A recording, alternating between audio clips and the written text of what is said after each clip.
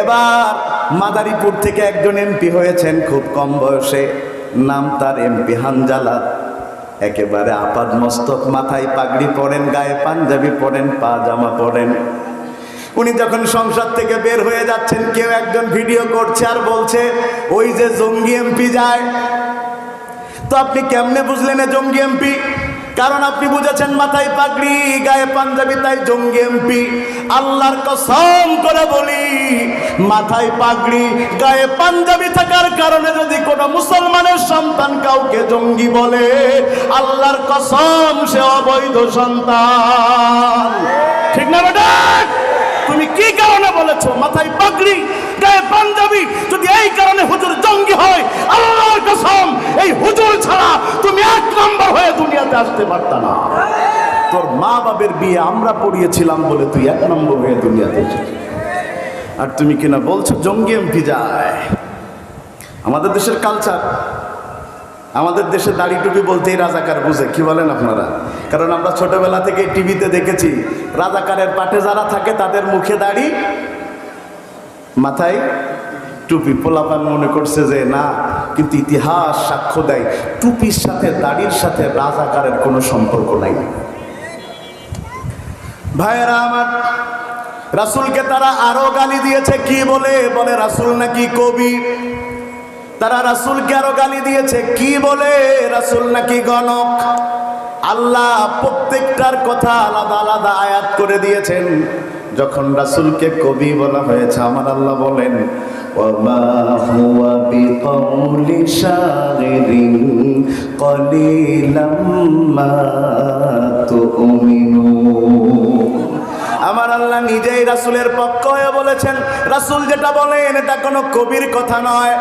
এরপরে তারা যখন গণক বলেছেন, আমার আল্লাহ বলেন ওয়ালা বিকাউলি কাহিনিন কলিলাম মা তাযাক্কারুন। তোমরা রাসূলকে গণক বলছো, রাসূল গণক নয়। সুবহানাল্লাহ বলবেন না? তো অন্য অন্য জায়গায় আল্লাহ প্রতিবাদ করেছেন এক একটা আয়াত দিয়ে।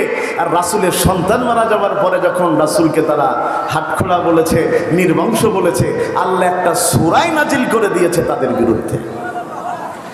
ভাইয়েরা আমার, খুব মন দিয়ে বুঝেন আল্লাহ কেন প্রতিবাদ করলেন। কথা কি শুনতেছেন নাকি আপনারা? আমার খেয়াল আছে আমার দিকে। রাসূলকে গালি দিয়েছেন, প্রতিবাদ করছে কে? কারণ রাসূল আল্লাহর কি হন? মাশাআল্লাহ, রাসূল আল্লাহর কি হন? বন্ধু হন। আল্লাহ যেই দিন দিয়েছেন সেই দিনের সেনাপতি হচ্ছেন মুহাম্মদুর রাসূলুল্লাহ।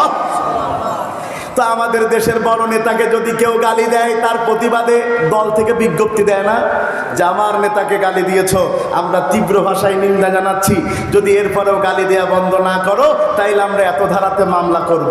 কথা কি বলে? মাশাআল্লাহ। কেন বলে? কারণ দলের প্রেস্টিজের সাথে সম্পর্কযুক্ত।